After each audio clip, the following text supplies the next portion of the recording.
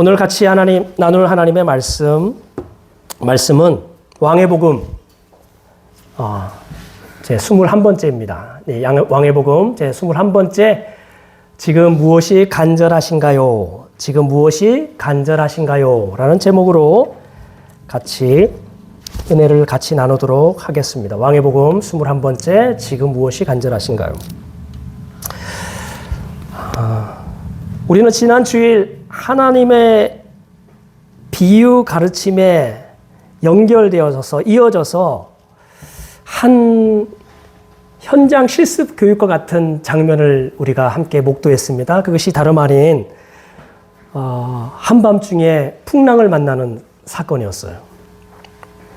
그날 예수님이 하루 종일 제자들에게 씨 뿌리는 자의 비유로부터 시작해서 겨자씨 비유에 이르기까지 하나님 나라는 이런 곳이다 라고 제자들에게 말씀하신 후에 이제 그 해가 저물 쯤 되어서 제자들을 불러다가 자 우리 바다 건너편으로 가자 하면서 배를 타고 떠났던 그 항에서 만난 큰 풍랑이었습니다. 우리가 잘 알듯이 그때 만났던 풍랑은요 그야말로 성경에서 말하는 것처럼 큰 광풍이었어요. 광풍이란 게 뭡니까? 미친 바람 아닙니까? 크게 미친 바람 같은 이 바람으로 인해서 큰 풍랑이 일게 되었어요. 제자들은 절대 스스로 그것을 제어할 수도 없고 통제할 수 없는 상황이었습니다. 전혀 예상치 않았던 상황이었습니다. 그런데 그 배에 함께 타셨던 그 예수님이 참 놀랍게도 그 바람을 향하여서 그 바다를 향하여서 고요하라 잠잠하라 명하시니까 그 만물이 그 성난 바다가 순간적으로 잠잠해진 사건이었어요. 예수님이 뭘 말씀하신 겁니까? 너희들이 하나님 나라를 진짜 믿느냐? 제자들은 믿겠다 하였지만 예수님이 제자들을 따로 불러다가 그 비유를 풀어서 해석해 주었음에도 불구하고 제자들은 그 풍랑 앞에서 우리가 죽게 되었사오니 왜 우리를 돌보지 아니하십니까? 라고 우리 주님께 여전히 원망하고 있었거든요. 오늘 예수님이 이 제자들의 믿음 없음을 아시고 너희들이 아직도 믿지 못하느냐? 말씀하시면서 하나님 나라의 참모습을 그 사건을 통해서 보여준 사건이라고 말씀했습니다. 오늘은요, 지난 본문에서 말하는 그 광풍과 좀 비슷한 한 사건이 나오는데 광풍이 아니라 오늘은 광인이 나옵니다. 미친 바람이 아니고 미친 사람이 한 사람이 등장하게 되죠. 오늘 바다를 건너편으로 어서 오자마자 만났던 이 사람이죠. 1절, 2절을 같이 한번 보도록 하겠습니다. 마가복음 5장 1절, 1절 시작. 예수께서 바다 건너편 거라사인의 지방에 이르러 배에서 나오심에 곧 더러운 귀신 들린 사람이 무덤 사이에서 나와 예수를 만나니라. 네, 끊겼는데 무덤 사이에서 나와 예수를 만나니라 까지였습니다. 풍랑이는 바다를 지금 무릅쓰고 예수님과 그 제자들이 지금 바다 건너편에 거라사인이 살고 있는 지방으로 도착하게 되죠. 도착하자마자 오늘 배에서 나오자마자 더러운 귀신 들린 사람이 무덤에서 나와서 예수님을 만나러 나오는 장면입니다. 여러분들 우리가 방금 제자들이 뭘 경험했습니까? 큰 풍랑을 경험하지 않았습니까? 우리가 인생길에서 갑자기 맞닥뜨리는 이 어려움이나 고난, 그것은 우리의 통제 밖에 있는 그 어떤 것입니다. 우리가 거부해도 피할 수 없는 그러한 바다와 같습니다. 큰 파도와 같습니다. 여러분들 그렇지만 통제할 수 없는 것은 있잖아요. 우리의 내일과 그리고 우리의 삶의 현장 가운데서 일어나는 이러한 환경적인 문제뿐만 아니라 오늘 통제할 수 없는 것은 우리 안에도 있다라고 말해주고 있는 것 같습니다. 세상에서 가장 힘겨운 싸움은이라고 제가 그 AI한테 물어봤어요. 챗GPT한테 물어봤어요. 세상에서 가장 힘겨운 싸움은 이렇게 물어봤더니 여러분 뭐라고 대답한지 아십니까? 자기 자신과의 싸움. 이라고 AI가 대답을 해주더라고요. 제가 예상했던 대답을 그대로 했습니다. 자기 자신과의 싸움이 가장 힘겨운 싸움이다. 라고 AI도 그렇게 말해주고 있더라고요. 여러분들 오늘 이 본문에 나와 있는 이 광인이 바로 가장 힘겨운 자기 안에 문제에 빠져 있는 사람이라고 말할 수 있습니다. 자기 안에 스스로도 제어하거나 통제할 수 없는 그 어려움과 그 문제를 겪고 있는 광인입니다. 제가 주일학교 시절에 설교 시간에, 전도사님들의 설교 시간에 이 광인 이야기, 거라사인 광인 얘기 들으면 굉장히 재밌었어요. 가장 기억에 남는 것은 있잖아요. 귀신이 군대 귀신이래. 몇 마리? 몇 명이 아니고 몇 마리? 2,000마리. 어떻게 알 수 있냐고요? 돼지떼가 2,000마리에게 다 들어가서 다 한 마리씩 다 들어가가지고 돼지떼를 다 몰살시켰으니까 와 대단하다라는 생각이 들었어요. 군대 귀신 또 있구나라는 생각이 아주 인상 깊었고, 또 하나는 뭐냐면 그 귀신이 들어가니까 그 돼지가 순간적으로 바닷속으로 스스로가 다 몰살해서 뛰어들어서 몰살되는 장면을 보았던 것이죠. 귀신이 자기 이름을 예수님이 너는 누구냐라고 물어볼 때 마치 관등성명을 대듯이 부하가 그 상급자에게 관등성명 대듯이 네, 저는 군대입니다. 그리고 친절하게도 그것은 우리가 많기 때문입니다. 라고 대답까지 했다는 거 아닙니까? 여러분들, 이 군대라고 할 때 사용된 단어가요, 레기온이라는 단어를 썼는데, 이 레기온이라는 단어는 그때 당시에 로마 군대 조직 중에서 가장 큰 규모의 군대를 말할 때 레기온이라는 단어를 썼다고 말합니다. 한 3,000명에서 한 6,000명 정도의 병력을 수용하는 그 조직, 그것이 레기온이라고 말하는 것이죠. 오늘날 따지면 제가 볼 때는 연대급은 훨씬 넘을 것 같고 사단급 정도 되지 않나라는 생각이 듭니다. 그때 당시에 사람들이 가장 흠모하고 좋아하던 것이 뭡니까? 힘이었어요. 특히 헬라 문화권에서는 힘을 굉장히 선하게 보았습니다. 약한 것을 수치스럽게 여긴 거예요. 로마 군대가 얼마나 힘이 있었습니까? 그래서 그 힘을 가지고 세계를 정복하지 않았습니까? 그러니 이 군대라고 하는 그것도 가장 큰 조직의 군대, 이 레기온이라는 단어는 굉장히 사람들이 흠모하거나 바라던 것 아니겠습니까? 요즘에 우리 아이들한테 늘 아이들이 가지고 서로 티격태격하는 게 뭐냐면 누가 세냐 이거예요. 말을 하지 않아도 아이들은 약한 것을 부끄럽게 여기고 센 것을 좋아하고 자랑스러워하는 것 같습니다. 여러분들, 이 강력한 파워가요 얼마나 파괴적이었냐는 것은 돼지떼의 몰살 장면에서 여지 드러납니다. 아이러니하게도요, 그렇게 사람들이 흠모하던 그 파워가, 그 힘이 만들어내는 것은 파괴적인 것이었어요. 그 힘으로 뭔가 건설적이고 생명적인, 생산적인 것이 만들어내는 것이 아니라 그 힘이 어딘가 붙어 있으면 거기에 있는 것을 몰살시키는 거예요. 파괴적인 겁니다. 귀신이 들어가는 것마다 죽이고 파괴했을 뿐인 거예요. 요한복음 10장 10절을 볼까요? 같이 읽겠습니다. 시작. 도둑이 오는 것은 도둑질하고 죽이고 멸망시키려는 것뿐이요, 내가 온 것은 양으로 생명을 얻게 하고 더 풍성히 얻게 하려는 것이라. 예수님이 하신 말씀이시죠? 여기서 예수님이 말씀하신 도둑은 마귀를 말하는 것이죠. 귀신을 말하는 것이죠. 하나님의 것을 훔치는 자, 그들이 도둑이라고 말하는 거예요. 이 도둑은 그것을 훔치기 위해서 들어와서 도둑질하는 겁니다. 빼앗는 겁니다. 그리고 죽이는 겁니다. 멸망시키는 것뿐입니다. 그의 손에 있는 것은 다 파괴적인 것이고 죽이는 것이다 라고 말씀하신 것이죠. 아무튼 이렇게 힘있는 이 군대 귀신, 그 군대 귀신이 2,000명이나 더 되는 그 돼지떼를 순간적으로 몰살시킬 만큼 파괴적이었던 그 군대의 귀신 앞에 서 있었던 이 광인이 얼마나 무기력했는지를 우리는 짐작해 볼 수가 있습니다. 오늘 이 더러운 귀신들, 이 군대 귀신에 의해서 그의 파괴적인 영향력으로 인해서 오늘 이 한 사람의 아주 깨어지고 피폐한 삶을 오늘 성경은 자세히 묘사해 주고 있죠. 3절에서 5절입니다. 같이 한번 읽도록 하겠습니다. 3절에서 5절입니다. 네, 조금 찾아주시면 좋겠습니다. 3절에서 5절. 네, 3절 같이 읽겠습니다. 시작.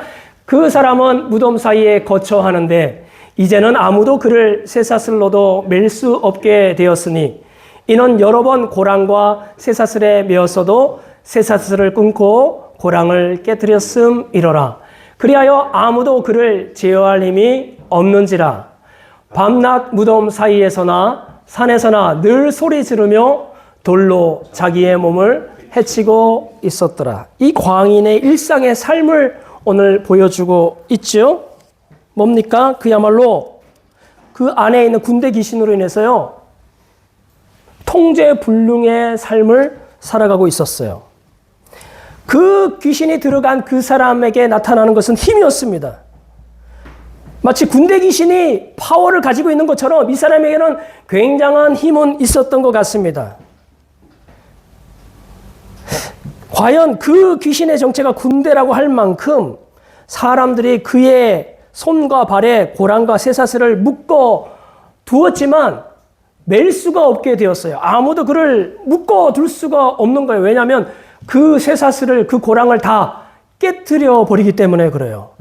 그 어떤 것도 그 사람을 제어할 수가 없었습니다. 여러분들, 오늘 이 사람의 모습을 우리가 오늘날 약간 살펴보면 오늘날 용어로 어떤 모습입니까?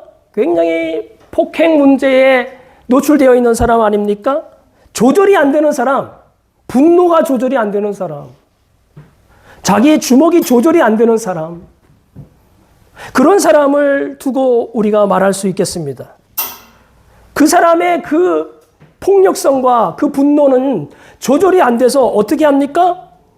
남은 물론하고 왜 묶어뒀겠어요? 그 사람이 다른 사람을 해칠까봐 쇠사슬을 묶어놓지 않았겠습니까? 남을 해치거나 오늘 본문에 보니까 자기의 몸까지도 자해하고 있었다. 5절에 보니까요. 돌로 자기의 몸을 해치고 있었더라라고 말해주고 있습니다. 그 폭력성으로, 그 파괴적인 그 영향력으로 남을 해치거나 자기를 해하는 일에 이 사람은 늘 일상을 보낼 수밖에 없었던 것 같습니다. 그러다 보니까 이 사람을 사람들이 어떻게 합니까? 격리하는 거죠. 같이 함께 어울릴 수가 없는 거예요. 그래서 굉장히 그들이 살고 있는 마을로부터 동떨어져 있는 그 절벽 쪽에 있는 어느 한 무덤 동굴에다가 그 사람을 놓고 간 거죠. 두고 간 거죠. 여러분들, 그 무덤 주변에는 뭐가 있었습니까? 우리가 좀 있으면 알겠지만 돼지떼가 있었어요. 돼지들. 그때 당시에 유대인들은 돼지를 불결한 짐승으로 먹지 않았어요. 발굽이 없다, 뭐가 없다, 뭐 해가지고 돼지를 먹지 않았거든요. 그런 것처럼, 그래서 오늘 이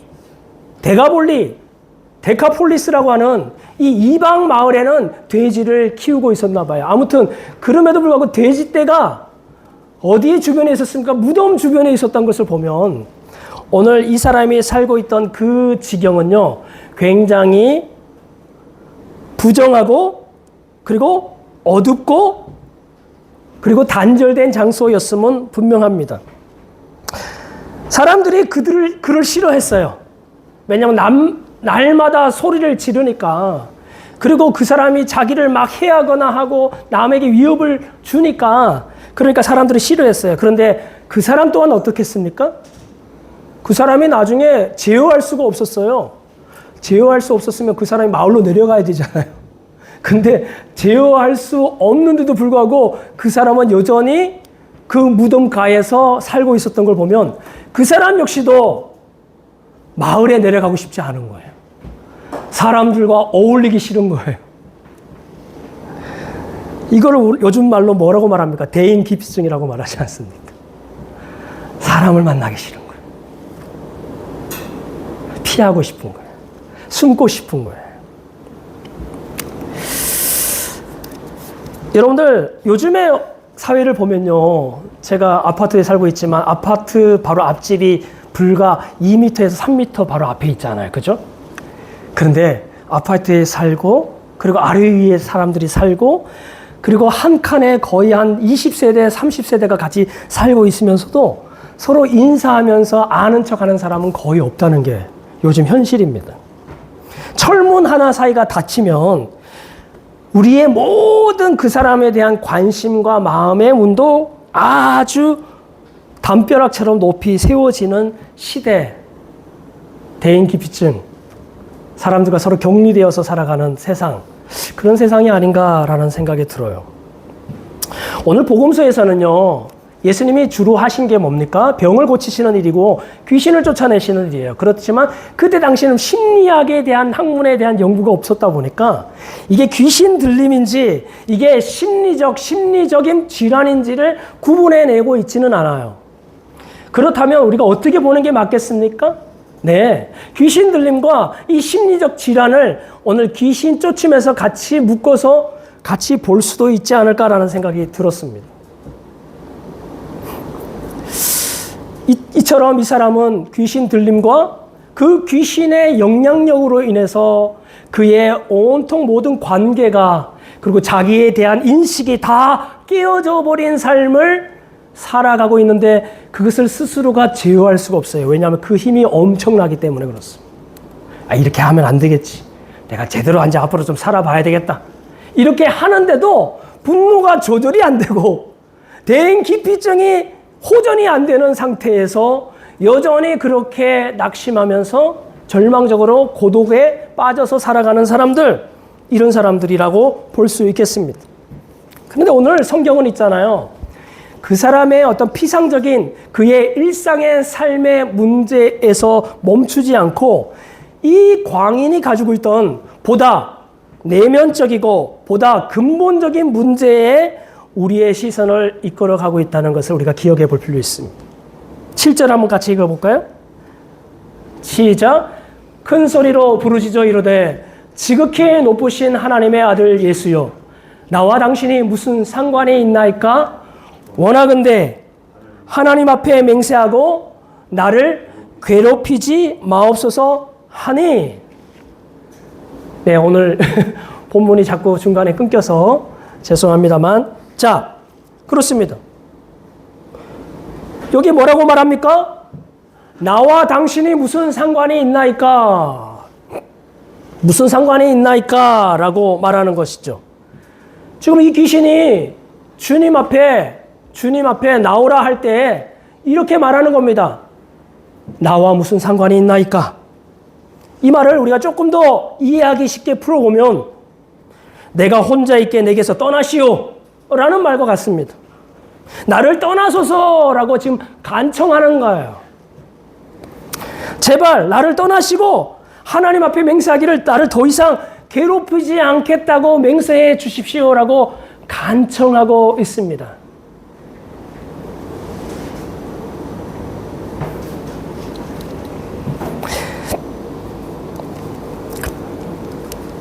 오늘 이 귀신은 그렇게 2,000명의 군대 같은 그 파워를 가지고 있던 이 귀신이 하나님 나라를 시작하신 그 예수님, 보잘것없어 보이는 그 예수님 앞에 간청하는 수준으로 낮아졌어요.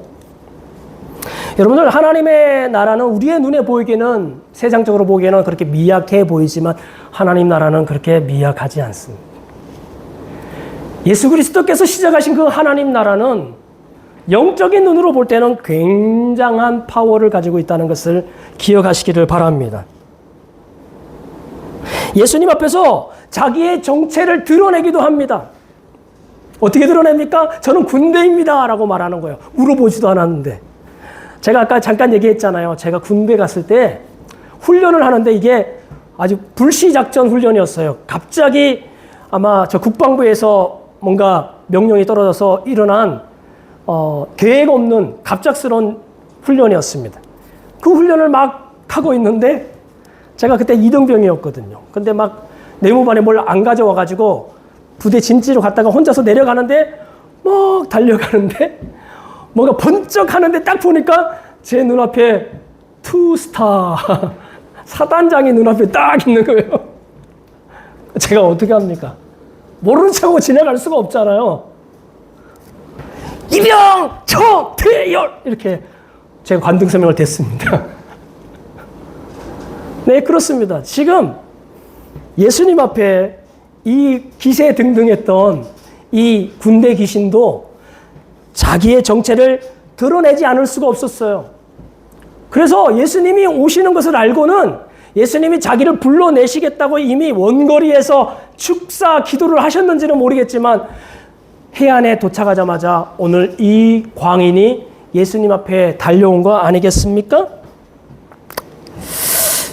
네, 아무튼 이 귀신이 예수님 앞에서 간청합니다. 7절에는 방금 우리가 읽은 것처럼 나를 괴롭히지 마소서라고 간청하죠. 10절에 가니까 자기를 그 지방에서 내보내지 마시기를 간구하는 장면도 나와요. 12절에는요, 간구하여서 제발 돼지에게 저희들을 보내주소서라고 3번에 걸쳐서 간청하다, 간구하다라고 하는 단어가 나오는 겁니다. 아무튼 이 군대 귀신이 가지고 있는 간청이나 이 간구의 핵심 내용은 딴 게 아니라 저희를 혼자 내버려 두십시오. 괴롭히지 마십시오. 라고 하는 내용이었어요. 여러분들, 오늘 우리 본문을 보니까요, 7절에 뭐라고 말합니까? 이 귀신이 예수님에 대해서 이렇게 풀네임으로 예수님의 정체를, 예수님이 누구이신지를 고백하는 거예요. 높으신 하나님의 아들 예수요. 지금까지 그 누구도 예수님이 하나님의 아들이라고 그렇게 온전히 고백한 사람이 아무도 없었어요. 마가복음 1장부터 5장까지 오를 때까지. 그리고 그는 그 하나님의 아들 예수가 얼마나 높으신지를 알았어요. 영적으로 안 거죠. 여러분들, 이렇게 영적으로 그 예수 그리스도가 얼마나 높으신 분이신지 아주 상세하고 깊은 지식을 가지고 있는 귀신들이었어요. 그런데 여러분들, 이렇게 깊은 지식이, 이 상세한 알미, 이 광인의 내적 감정을 바꿔놓지는 못했어요. 다시 말해서 내적 감정은 어떻게 됩니까? 예수님을 거부하는 거잖아요. 예수님을 아는데 예수님을 아는 것과 예수님을 받아들이는 것은 다른 거예요. 예수님은 알긴 아는데 예수님을 깊은 곳에서는 여전히 밀어내고 있는 거예요. 오늘 광인의 내면적인 문제가 바로 여기에 있습니다. 제발 떠나소서. 나를 내버려 두소서. 혼자 있게 하소서. 이것이 이 광인이 귀신 들린 이 사람의 내적인 감정 상태였다라고 오늘 성경은 말해주고 있지 않습니까? 그렇다면 우리가 이걸 생각해 볼 수 있어요. 하나님에 대한 많은 지식, 신앙의 오래된 연조는 그 사람이 하나님을 사모하고 하나님께 마음이 다가가고 기울어지는 것과는 꼭 일치하지 않을 수도 있다라는 것을 말해주고 있는 것입니다. 그의 오래된 지식, 연조와는 상관없이 여전히 그는 하나님을 은밀하는 중에 밀어내고 멀어지려는 감정이 여전히 남아있을 수도 있다 하는 것입니다. 여러분들, 우리가 실험실에서 실험하다 보면 있잖아요. 자석 2개를 가지고 이렇게 갖다 대요. 자석 N극과 S극이 있지 않습니까? 근데 어떤 때는 N극과 S극이 표시가 안 돼 있는 게 있어요. 근데 갖다 대보면 알아. 왔다 됐는데 탁 붙는 게 있고 보이진 않는데 어떤 거는 막 팅팅팅팅 튕겨내는 그런 서로 역동을 가지고 있는 경우도 있죠. 그때 우리는 알 수 있는 거야. 요거는 하나는 같은 극이다, 다른 극이다 라는 것을 우리가 알 수 있지 않습니까? 밀어내는 힘은 보이지 않는 밀어내는 힘은 보이지 않지만 분명히 존재하고 있는 것입니다. 그 사람이 눈에 보이는 신앙의 연조와 지식은 눈에 보이지만 그 안에 깊이 담겨져 있는 하나님에 대한 거룩한 감정, 하나님께 기울어지는 감정은 눈에 보이지 않지만 다른 거예요. 그런데 우리가 이쯤에서 나는 지금 하나님에 대한 나의 감정은 어떤가? 마치 N극과 N극처럼 하나님을 계속 밀어내고 있지는 않는가? 하나님에 대한 섭섭함 때문에, 하나님에 대한 원망 때문에, 나의 인생에 대한 무관심하시고 나의 인생에 대해서 인색하신 그 하나님에 대한 섭섭함 때문에 하나님을 밀어내고 있지는 않는가?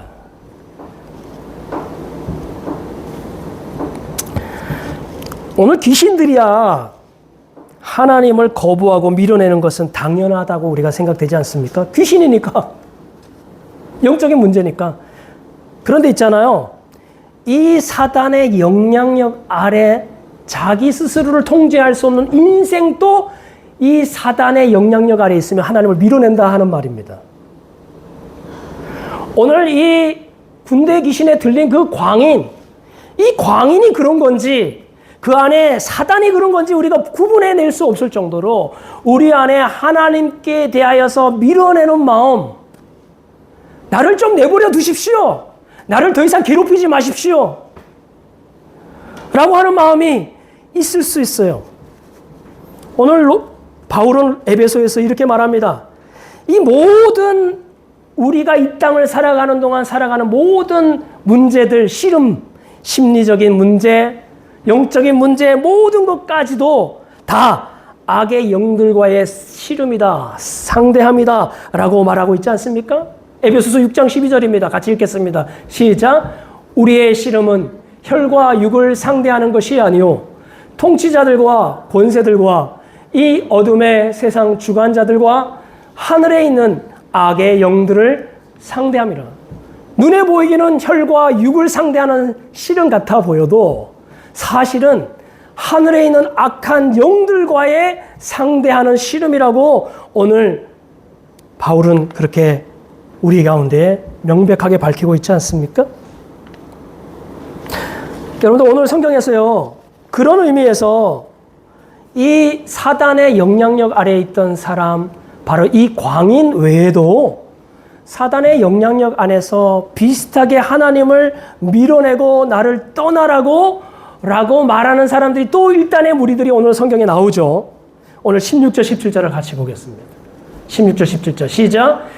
이에 귀신 들렸던 자가 당한 것과 돼지의 일을 본 자들이 그들에게 알림해 그들이 예수께 그 지방에서 떠나시기를 간구하더라. 떠나시기를 간구하더라. 오늘 예수님이 그 광인에게 하신 일과 그리고 그 일로 인하여서 돼지에게 일어난 일들을 본 사람들이 마을 사람들에게 다 알려줬어요. 그 마을 사람들이 도대체 이게 무슨 일이냐고 막 달려왔죠. 그 마을 사람들 중에는 돼지의 주인들도 있었겠습니다. 이런 사람들이 막 달려와서 보니까 돼지 2,000마리가 지금 바다 위에 둥둥 떠 있는 거예요. 그리고 광인은 말끔하게 옷을 차려입고 가만히 앉아 있는 겁니다. 이 두 가지 다 엄청 신기한 장면이었어요. 엄청 신기한 장면인데 이 장면 두 가지를 보고 오늘 이 마을에 있던 많은 사람들이 예수님께 와서 아까 그 광인이 귀신에 집혔을 때 그 광인이 했던 모습과 너무나 비슷한 모습을 보이죠. 자기를 떠나기를 간구합니다.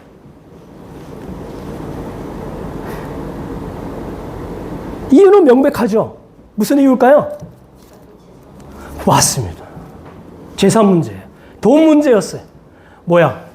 이 예수가 우리 동네에 가만히 있으면은 또 저런 미친 사람 고쳐가지고 또 돼지가 수천 마리, 수백 마리 또 죽으면 어떡하지? 우리 집 돼지까지 죽으면 어떡하지? 라는 굉장한 위협감을 느낀 것 같습니다. 이 사람들에게는 귀시 들렸던 자들에게 임한 이 놀라운 회복과 치유가 중요한 게 아니라 자기들이 지금 소유하고 있는 이 돼지가 너무너무나 소중했기 때문에 돼지의 몰살밖에 보이지 않는 거예요. 오히려 예수님이 오셔서 자기에게 손해가 끼쳐졌다. 예수님을 내가 믿고 나서 내 인생에 손해가 막심하다. 예수님을 따르면 성공하고 잘 될 줄 알았는데, 만약에 여러분들 그 동네에서 예수님이 다른 동네에서 하셨던 것처럼 귀신만 쫓아내시고 그 귀신들이 돼지에게 가지 않았다면 아마 그 사람들은 예수님을 이렇게 밀어내거나 멀리 하지 않았을 거예요.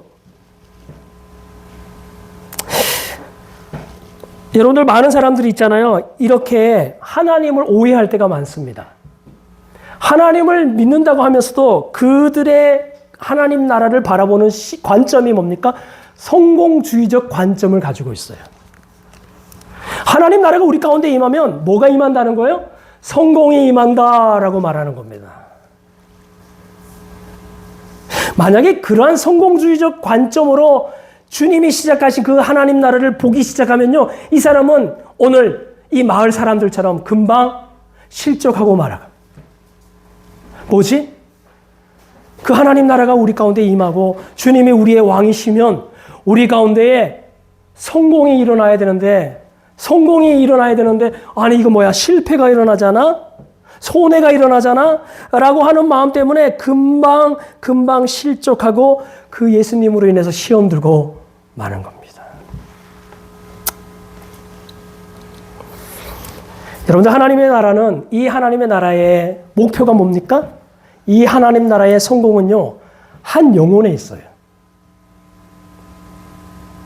하나님 나라를 복음을 가르치고 지금 예수님이 오셨잖아요. 예수님이 오셨는데 지금 거라사 지방에 왜 오셨습니까? 거라사 지방에 오신 이유는 다른 게 아니고요, 그 광인 때문에 왔어요. 바로 그 광인 한 사람을 위해서 그 자리에 가신 것이 분명한 것은, 이제 18절에 가면 예수님이 배에 오르시거든요. 거라사 데가폴리스 지방에 머물지 않고 다시 배에 오르셔서 방금 오셨던 그 바다 맞은편으로 다시 돌아가는 장면이 바로 나오기 때문에 그렇습니다. 그렇다면 예수님이 오늘 이 자리에 온 것은, 이 배를 타고 이까지 오신 것은 다른 사람이 아니라 그 광인 한 사람 때문에 온 거예요. 여러분들, 하나님 나라 성공은요, 바로 이 한 영혼에 있습니다. 오늘 예수님이 이렇게 말하잖아요. 한 영혼을 천하보다 귀하게 여기신다고 성경은 말해주고 있습니다. 여러분들, 하나님의 나라는 다른 게 아니라 한 영혼을 천하보다 귀하게 여기는 나라인 줄 믿습니다. 성공을 귀하게 여기는 나라가 아니라 한 영혼을 천하의 성공보다 귀하게 여기는 나라를 그 주님이 시작한 줄 믿습니다. 99마리를 두고 잃어버린 한 마리의 양을 찾으시는 그 목자 같은 왕이라고 말하고 있습니다. 그래서 그 나라는 허비하는 나라 같아요. 낭비하는 나라 같아요. 아주 비효율적입니다.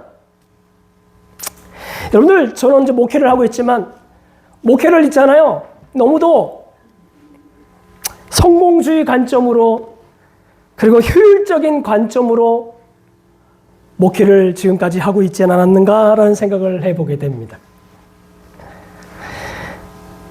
여러분들, 그렇다면 내가 만약 목회를 성공주의 관점으로 만약에 계속 하고 있다면 한 영혼을 위해서 이렇게 많은 희생과 손해와 실패를 감수하시는 주님과 결코 같이 걸어갈 수가 없어요. 그런 주님이 부담되죠. 나를 따르자 하면은 그렇게 허비하는 한 마리 어린 양을 두고 위에서 99마리를 두고 가는 그 비효율적인 목자 같은 상태로 주님이 목회를 하실 텐데, 그죠? 그렇게 주님이 우리를 인도하시면 우리는 그분을 따라가다가 이거 뭡니까? 제 목회 실패한 것 같습니다. 열매가 없습니다, 주님. 주님의 인도하심도 부르심도 부담 100배가 되고 말 것입니다. 오늘의 본문의 핵심이라고 말할 수 있는, 본문의 하이라이트라고 말할 수 있는 한 장면이 오늘 18절에 열리죠. 18절 같이 한번 읽어볼까요? 시작. 예수께서 배에 오르실 때에 귀신 들렸던 사람이, 이 사람도 기도했어요. 뭐라고 기도했습니까? 떠나시기를 기도한 게 아니라 17절에서는요. 그 무리들은 떠나시기를 간구하였는데 오늘 귀신 들렸던 이 사람, 귀신이 떠난 이 사람은요. 함께 있기를 간구하는 겁니다. 놀라운 변화가 일어났습니다. 얼마 전만 해도 나를 혼자 있게 제발 내버려 달라고 간청하던 그가 함께 있기를 간청합니다. 오늘 설교의 제목이 뭡니까? 무엇이 지금 간절하십니까? 성공이 간절하십니까? 아니면 주님이 간절하십니까? 오늘 하나님의 나라 복음 안에 하나님의 통치를 받는 인생에게는 다른 게 아니라 주님을 갈망하는 인생이에요. 주님과 함께 있고 싶은 거예요. 주님과 동행하고 싶은 거예요. 그래서 나와 함께 하소서. 아니, 저도 예수님 따라 그 배에 좀 타고 싶습니다. 이제 예수님의 제자들 속에 저도 하나 껴가지고 예수님이 이 지방에, 이 지역에 다니실 때 저도 예수님과 같이 가게 좀 해 주십시오. 라고 했습니다. 여러분들, 그의 마음을 바꾼 게 뭘까요?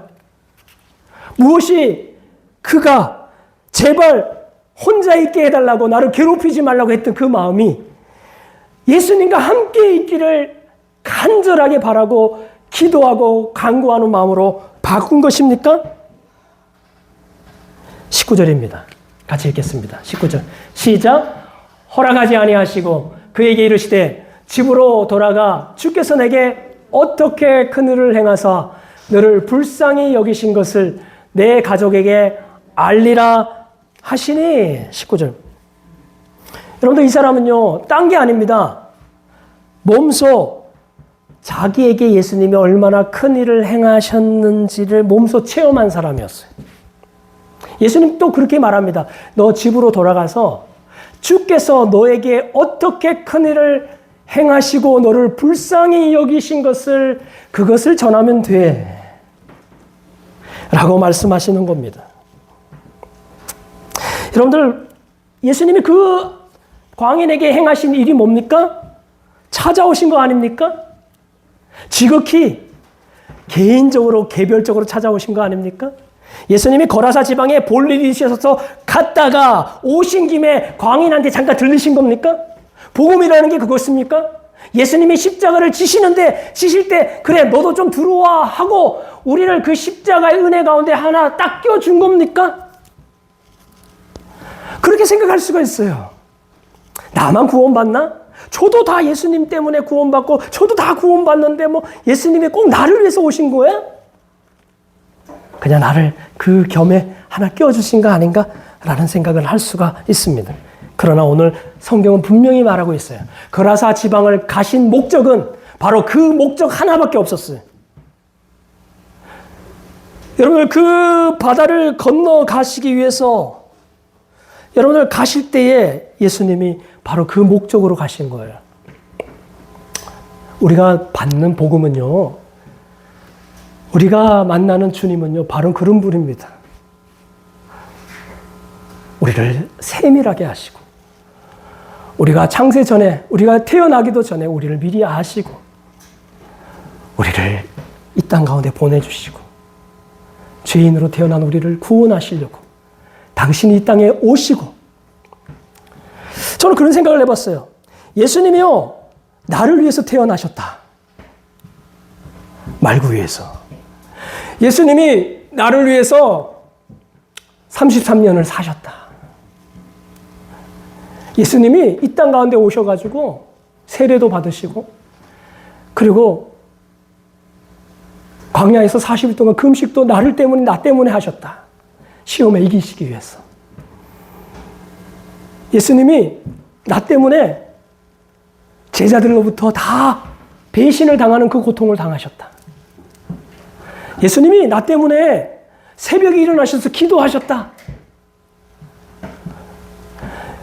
예수님이 나 때문에 사실 뿐만 아니라 죽으셨다. 여러분들, 오늘 이 광희는요, 그것까지는 몰랐지만 적어도 그분이 나 때문에 여기 오셨다라는 것은 알았어요. 여러분, 복음이 우리에게 주는 진정한 예수님이 누굽니까? 나를 위해서 태어나시고 사시고 죽으시고 부활하신 주님. 찾아오신 주님이에요. 여러분들 한 사람 한 사람을 위해서 찾아오신 주님. 두 번째요. 얼마나 큰 일을 하셨냐고요? 그분은 어떤 대가도 무릅쓰신 분이었어요. 예수님이 그 광인을 만나기 위해서 지금 헤쳐오신 길은요. 진노의 바닷길이었어요. 풍랑이는 바다였어요. 예수님이 모르셨겠습니까? 그 바다에 풍랑이 일 줄을 몰랐겠습니까? 알면서도 불구하고 예수님이 그 풍랑 있는 바다를 건너오셨어요. 여러분들 2,000마리라고 하는 그 희생을 예수님이 모르셨겠습니까? 그 가치를 모르셨겠습니까? 그럼에도 불구하고 그 2,000마리라고 하는 희생까지도 나를 향한 하나님의 구원하시려고 하는 그 사랑을 막아서지 못했어요. 여러분들, 진노의 바닷가에서 예수님이 어떻게 하셨습니까? 여러분, 우리에게 찾아오신 주님은요, 이미 그 바다를 잠잠하게 하신 분이지 않습니까? 여러분, 우리 지난주에 설교했잖아요. 그 잠잠하게 할 때 우리가 기억되는 한 사람이 있다고. 요나라고 말했잖아요. 그죠? 요나가 어떤 사람입니까? 그가 자기의 몸을 바다에 던짐으로 그 진노의 바다가 잠잠케 한 그것처럼 오늘 예수님이 광인에게 오셨던 그 바닷길은요, 그 광인을 위해서 예수님이 친히 자기의 몸을 진노의 바다, 하나님의 진노로 말미암아 사단의 종이 되어서 영원한 죄와 형벌을 받아 마땅할 그 인생을 위해서 하나님의 진노를 온전히 자기 몸에 담아내신 그 길을 걸어서 오늘 그 광인을 고치시는 예수님. 오늘 성경 그 얘기를 하고 있습니다. 오늘 예수님은 바로 죄와 사단의 권세에서 벗어날 수 없었던 우리의 인생에게 진정한 해방과 자유를 주시려고 스스로 체포당하시고 스스로 묶임을 당하시고 도살장에 끌려가신 줄 믿습니다. 예수님은 이제 이 광인에게 요청을 할 때 이 그 고침을 받은 광인이 요청을 했는데 19절에 말하니까 허락하지 않잖아요. 그죠? 그래서 왜 좀 허락하시지? 왜 허락하지 않으셨을까라는 생각을 해봤습니다. 그런데 저는 이런 생각이 들었어요. 예수님이 오늘 우리에게 이렇게 말하는 겁니다. 몸으로 동행하는 것이 아니라 진짜 동행하는 것이 무엇인지를 알려주신 것 같아요. 몸으로 동행하는 것을 허락하지 않았지만 예수님이 광인이요, 오늘 형제요, 진짜 나와 동행하는 것을 내가 알려줄 테니까 너에게 어떻게 큰 일을 행하시고 너를 불쌍히 여기신 것을 너의 가족들과 동네 사람들에게 알리는 그 일이 나와 동행하는 것이라고, 나와 함께하는 것이라고 얘기했더니 그가 가서 예수께서 자기에게 어떻게 큰 일을 행하셨는지를 데가볼리에 전파하니 모든 사람이 놀랍게 여기더라. 그렇게 말씀하신 줄 믿습니다. 오늘 우리에게 주께서 행하신 큰일, 그 큰일을 우리가 기억하고 우리를 지극히 개인적으로 만나주시려고 찾아오시려고 이 땅에 내려오신 그 주님, 그리고 우리를 위해서 자기의 목숨 아낌없이 2,000마리의 그 희생까지도 아랑곳하지 않고 허비하시며 한 영혼을 구원하시려고 나를 찾아오신 그 주님, 우리가 그 주님을 깊이 만나면 만날수록 우리의 삶에 나를 얼마나 불쌍히 여기셨던가, 나를 얼마나 사랑하셨던가, 그 주님을 전파하는 그런 삶을 살게 될 줄 믿습니다. 이 복된 사랑의 복음을 몸소 경험한 사람이 복음을 진짜 깨닫는 사람이 되는 거죠. 머릿속으로 지식이 많은 그 귀신 같지가 않고 진짜 복음을 깨닫고 마음에 담아내는 그 사람이야말로 복음을 가장 능력 있게 전하는 사람인 줄 믿습니다. 여러분들, 사랑받은 자가 사랑의 주님의 복음을 전하는 자가 되는 줄 믿습니다. 은혜의 감격 안에 있는 그 사람이 어떻게 나에게 큰일을 행하셨는지에 대한 감격이 있는 그 사람이 예수님과 함께 제자의 삶을 걸어가게 되는 줄 믿습니다. 은혜의 감격 안에 있는 사람은 간구합니다. 뭘 간구하죠? 나는 지금 무엇이 간절한가? 은혜의 감격 안에 있는 사람은 예수님과 함께 있기를 간구하는 줄 믿습니다. 예수님과 함께 복음을 증거하는 일에 함께 있기를 간구하는 저와 여러분들 되시기를 바랍니다. 한 영혼을 전하보다 귀하게 여기시는 그 하나님 나라를 여러분들 바라보시기를 바랍니다. 그 하나님의 나라 안에 지금도 일하시는 그 주님과 함께 한 영혼을 위해서 성공이 아니라 한 영혼을 위해서 허비하시고 2,000마리까지도 아끼지 아니하시는 그 주님의 진정한 사랑을 우리가 담아내서 목회하시고 전도하시고 교회를 함께 세워가는 저와 여러분들이 되시기를 예수 그리스도 이름으로 축복합니다. 우리 같이 찬양하시겠습니다.